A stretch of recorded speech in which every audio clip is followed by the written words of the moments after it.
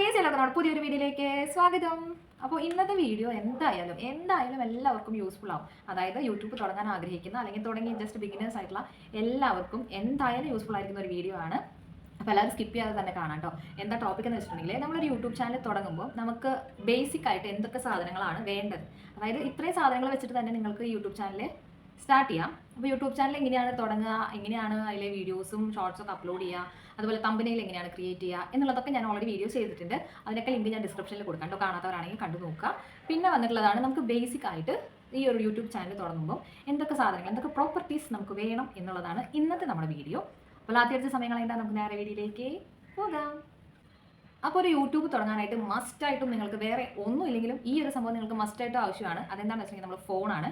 നമുക്ക് എന്തായാലും ഒരു ഫോൺ ആവശ്യമാണ്. ആ ഫോൺ നല്ല ക്ലാരിറ്റി ഉള്ള, ഒരുപാട് അങ്ങ് ക്ലാരിറ്റി അങ്ങനെയല്ല പറയുന്നത്, അത്യാവശ്യം ആൾക്കാർക്ക് കാണുമ്പോൾ ബോറടിക്കാത്ത തരത്തിലുള്ള അത്രയും ക്ലാരിറ്റി ഉള്ള ഒരു ഫോൺ ആയിരിക്കണം നിങ്ങളുടേത്. അല്ലെങ്കിൽ നമുക്ക് കണ്ടന്റ് വൈസ് നമുക്ക് ക്ലാരിറ്റി വൈസ് ഇഷ്യൂസ് വരും. നമുക്ക് എത്ര നല്ല കണ്ടന്റ് ആണെന്നുണ്ടെങ്കിലും നമുക്കതൊരു ക്ലാരിറ്റി ഇല്ലായ്മ ആകുമ്പോൾ ആൾക്കാർക്ക് കാണാനായിട്ട് താല്പര്യം ഉണ്ടാവില്ല. അതുകൊണ്ട് നമുക്ക് എന്തായാലും നല്ലൊരു ക്ലാരിറ്റി ഉള്ള ഒരു ഫോൺ വേണം.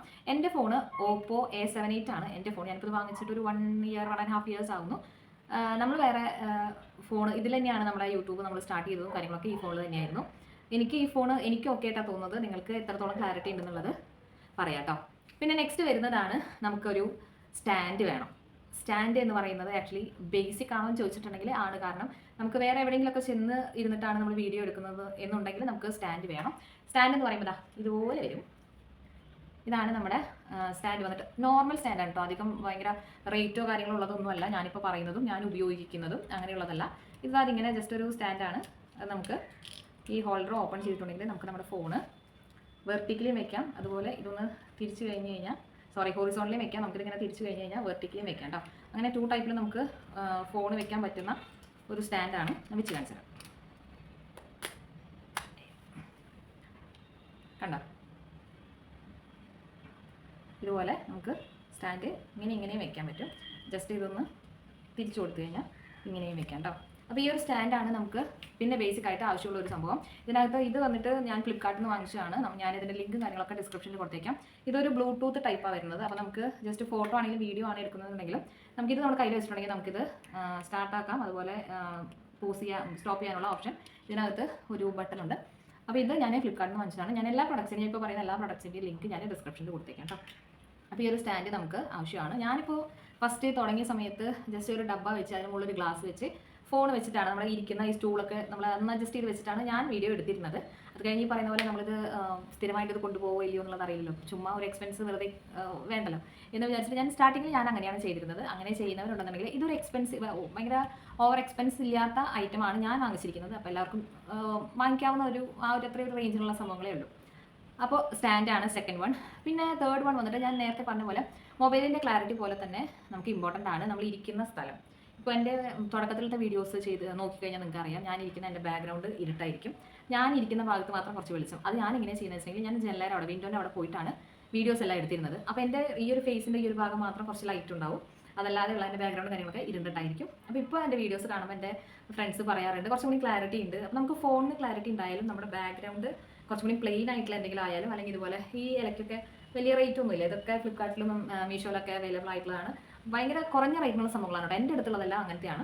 അപ്പോൾ ഈ ഇതുപോലെ നമ്മൾ ഒരു ബാക്ക്ഗ്രൗണ്ട് നമുക്ക് മസ്റ്റ് ആയിട്ടുള്ള ഒരു സംഭവമാണ്. അത് തുടരെ നമുക്ക് ഇതിൻ്റെ ബാക്ക്ഗ്രൗണ്ട് കാര്യങ്ങളൊക്കെ ചേഞ്ച് ചെയ്യാം. കുറച്ച് എക്സ്പെൻസീവ് ആയിട്ടുള്ള കാര്യങ്ങൾ ചെയ്യാം.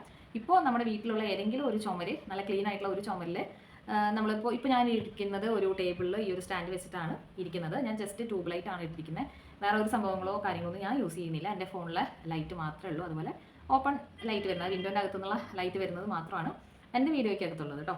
പിന്നെ വന്നിട്ട് നമുക്ക് വേണമെങ്കിൽ ഈ പറയുന്ന സാധനങ്ങളൊന്നും ഇല്ലെങ്കിലും ഈ പറയുന്ന പോലെ ഒരു ക്ലാരിറ്റി ഉള്ള ഫോൺ ഉണ്ടെങ്കിൽ നമുക്ക് വീഡിയോസ് ഇടാവുന്നതേ ഉള്ളൂ.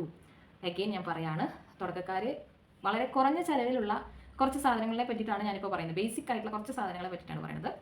പിന്നെ നിങ്ങൾക്ക് ലൈറ്റ് കുറവാണ് വീട്ടിലെന്നുണ്ടെങ്കിൽ ഇതുപോലൊരു മിനി റിംഗ് ലൈറ്റ് കിട്ടും. അതായത് ഇതിനെ 3 ടൈപ്പ് വെളിച്ചം കണ്ടോ, 1 2 3. ഇപ്പോൾ നമ്മുടെ സൈഡിലോ അല്ലെന്നുണ്ടെങ്കിൽ നമ്മൾ ഇപ്പോൾ വീഡിയോ എടുക്കുന്നതിനകത്ത് തന്നെ ഞാൻ എൻ്റെ ക്യാമറയുടെ സൈഡിലായിട്ടാണ് ഇപ്പോൾ ഈ ലൈറ്റ് വെച്ചിരിക്കുന്നത്. ഈ ലൈറ്റ് വെച്ചിട്ടാണ് ഞാനിപ്പോൾ വീഡിയോ ചെയ്യുന്നത്. അപ്പോൾ അതിൻ്റെ ഒരു ക്ലാരിറ്റി വ്യത്യാസം അല്ലെങ്കിൽ ലൈറ്റ് വരുമ്പോഴത്തെ ഒരു വ്യത്യാസങ്ങൾ നിങ്ങൾക്കിപ്പോൾ കാണാവുന്നതാണ്. ഇതിനും അധികം റേറ്റ് ഇല്ല. ലിങ്ക് ഞാൻ ഡിസ്ക്രിപ്ഷനിൽ കൊടുക്കാം. അപ്പോൾ വല്ലാണ്ട് വലിയ എമൗണ്ടിനൊന്നും സാധനങ്ങൾ തുടക്കത്തിലേ തന്നെ വാങ്ങിച്ച് ആരും പണി മേടിക്കേണ്ട.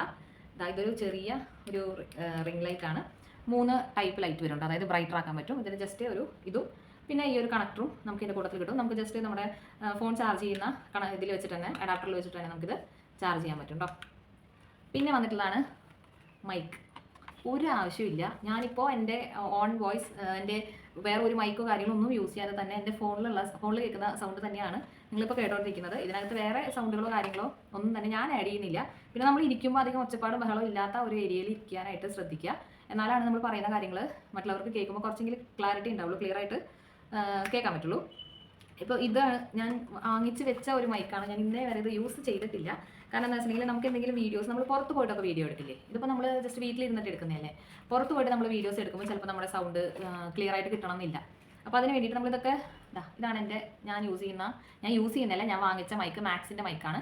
ഇതും ഫ്ലിപ്കാർട്ടിൽ അവൈലബിൾ ആണ്. ഇത് ജസ്റ്റ് ഇതിനകത്ത് കുത്തി വെച്ച് നമ്മൾ ബ്ലൂടൂത്ത് കണക്ട് ചെയ്യാൻ പറ്റും. അപ്പോൾ ബ്ലൂടൂത്ത് കണക്ട് ചെയ്ത് സംസാരിക്കുകയാണെന്നുണ്ടെങ്കിൽ കുറച്ചും കൂടി വോയിസിൽ കാര്യങ്ങൾ കേൾക്കാം. എൻ്റെ വോയിസ് ഇപ്പോൾ തന്നെ കുറച്ച് ഹൈ വോളിയം ആയിരിക്കും. അപ്പോൾ പിന്നെ എനിക്കിപ്പോൾ മൈക്കിൻ്റെ ആവശ്യമില്ലാത്തതുകൊണ്ട് ഞാനത് യൂസ് ചെയ്യുന്നില്ല.